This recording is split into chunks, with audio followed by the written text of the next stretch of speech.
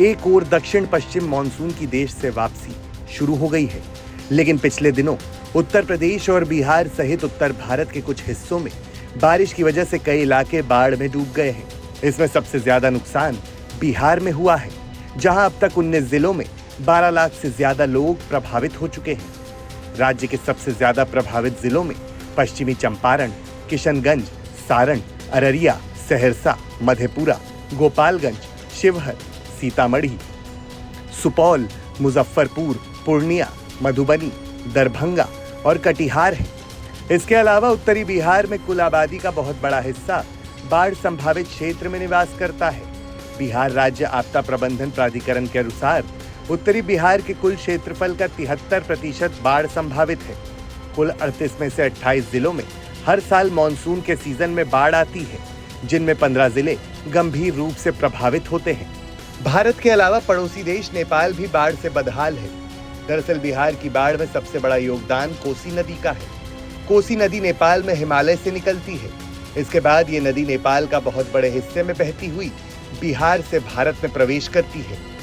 नेपाल के हिस्से में कोसी में पानी बढ़ने पर पहाड़ी देश भारत की ओर पानी छोड़ देता है। बिहार में कोसी नदी में 7 और सहायक नदियां मिलकर इसमें पानी के स्तर को कई गुना बढ़ा देती है। इसी वजह से राज्य में हर साल बाढ़ की वजह से भीषण तबाही मचती है। इसके अलावा नेपाल से उद्गम वाली कमला बलान, बागमती, गंडक, बूढ़ी गंडक समेत कई और नदियां बिहार में आती हैं। बिहार के कई जिले नेपाल से सटे हुए हैं। इनमें सीतामढ़ी, सुपौल, अररिया, पूर्वी चंपारण, पश्चिमी चंपारण, मधुबनी और किशनगंज शामिल हैं। चूंकि पहाड़ी देश होने की वजह से नेपाल भारतीय राज्यों से अधिक ऊंचाई पर स्थित है।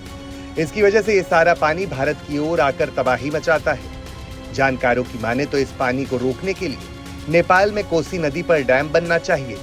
इसको लेकर भारत नेपाल से कई बार मांग कर चुका है, लेकिन नेपाल सरकार की तरफ से सकारात्मक उत्तर न मिलने की वजह से ये नहीं हो सका। नेपाल सरकार कोसी नदी पर बनने वाले इस डैम को लेकर पर्यावरण पर पड़ने वाले प्रतिकूल प्रभावों को लेकर चिंतित है। इसके अलावा हर साल मानसून के बाद बिहार में आने वाली बाढ़ का दूसरा सबसे बड़ा कारण गंगा नदी पर बने फरक्का बैराज को भी माना जाता है। इस बांध पर गंगा और उसकी अन्य सहायक नदियों के साथ बहकर आई गाद इकट्ठा हो जाती है। इसकी वजह से इलाके में बाढ़ का रौद्र रूप देखने को मिलता है।